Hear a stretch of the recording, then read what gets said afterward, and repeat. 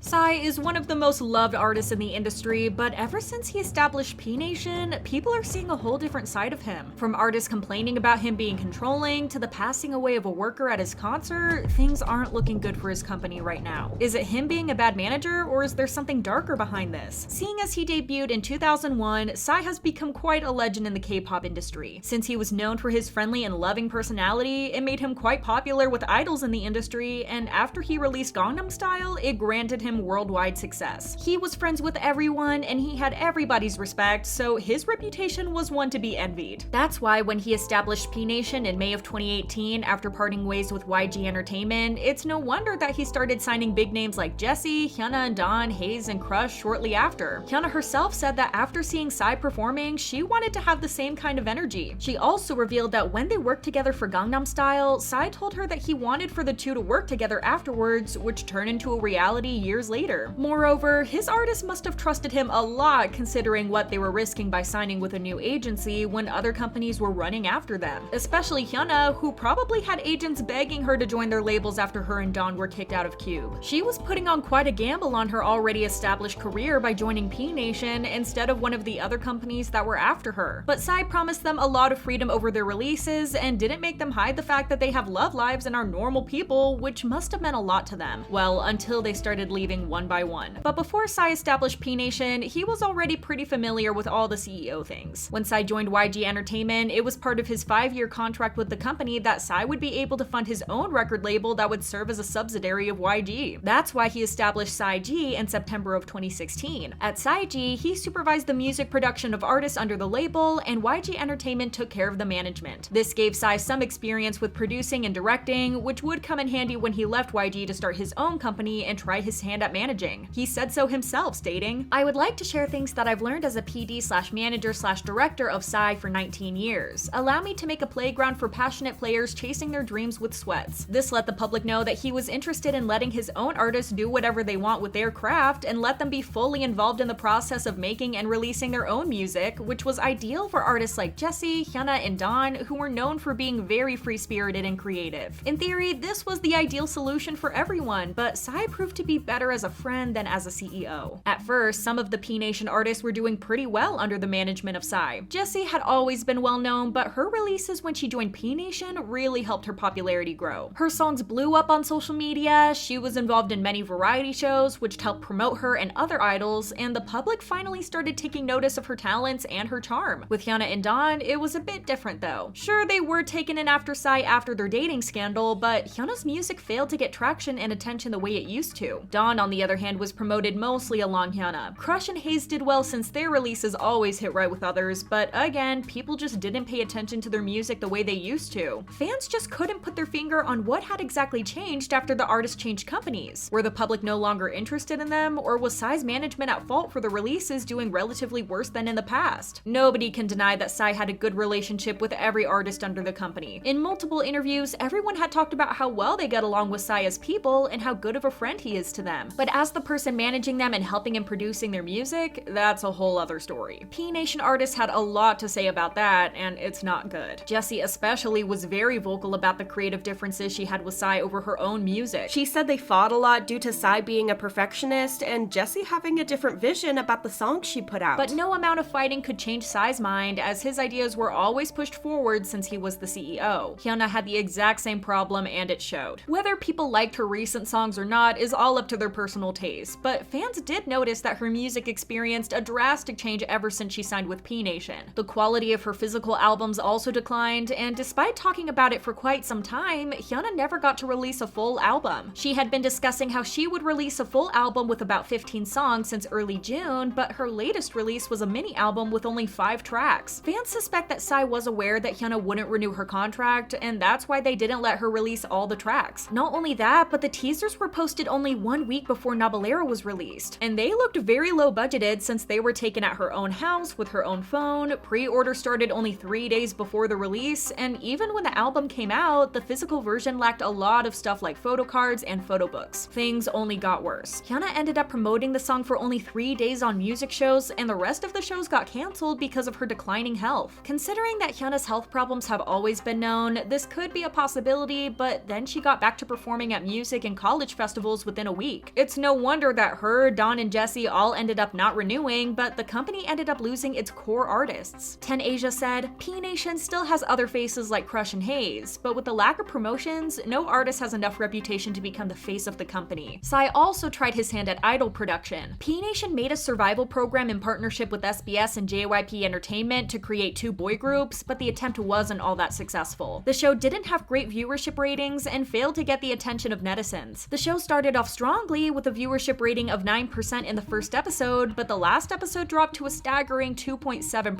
TNX, the group that was formed through the show, faced criticism right from the start due to the possibility of a 12-year-old trainee debuting in the group. Even when the group debuted, it failed to live up to the popularity of other 4th-generation groups that debuted around the same time. Psy himself is doing great music-wise, but things aren't going all that well for him or P Nation as a whole. First, he got tons of criticism over the Summer Swag Festival. Summer Swag is his famous festival at which the audience sings and dances while getting sprayed with water. For the concerts, Psy required 300 tons of water at each of the shows that would take place during 3 months, and he was heavily criticized for wasting precious resources when South Korea faced its worst spring drought in years, as South Korea was short on water for agricultural use. A Twitter user said, "That's horrible. It's like the Marie Antoinette let them eat cake thing. If a drought has been declared in any part of the world, nobody should be using that much water." That didn't stop Psy from holding the concert, and the results were disastrous. Even though the quarantine authorities had asked people not to attend the festival due to wet masks being susceptible to infection, the number of COVID cases increased by a lot. The concert management had made sure to disinfect the venue before the performances started and provided waterproof and KF94 masks to all audience members, but the attendees still ended up getting infected. The city of Yeosu also criticized the festival for leaving the stadium seriously damaged. Unfortunately, that's not even the worst of it. According to media reports, on July 31st, a Mongolian man in his 20s passed away after falling down 20 meters as he was dismantling the concert set. The worker was sent to a nearby hospital in a state of cardiac arrest, but ended up passing away. P Nation expressed their condolences to the family of the deceased and said that they would make sure an accident like this never happened again, but that wasn't enough for the police as they started investigating right away. According to reports, the Ministry of Employment and Labor raided the P Nation office on August 25th as it said that he wasn't given the necessary safety equipment despite rough weather. If this turns out to be true, then P Nation would have violated the Industrial Safety and Health Act, which says that outside work should stop in case of harsh weather conditions. These incidents have made it obvious that P Nation, and especially Psy, need to really work on their crisis management skills. Psy did the same thing when P Nation refused to comment or even acknowledge the fact that D'Arc, one of their past artists, was accused of non-consensual intercourse with his ex-girlfriend and underage drinking. He was kicked out of the company, but P Nation didn't state that that was because of the scandal, as their reasoning was that his contract had ended. Since crisis management is one of the factors that decide whether an entertainment company fails or succeeds, it doesn't look like P Nation will last very long if Psy doesn't change his tactics of management. Plus, if Haze and Crush also end up leaving, the company and Psy as a CEO are done for. Tell me your thoughts in the comments and see you next time. Bye!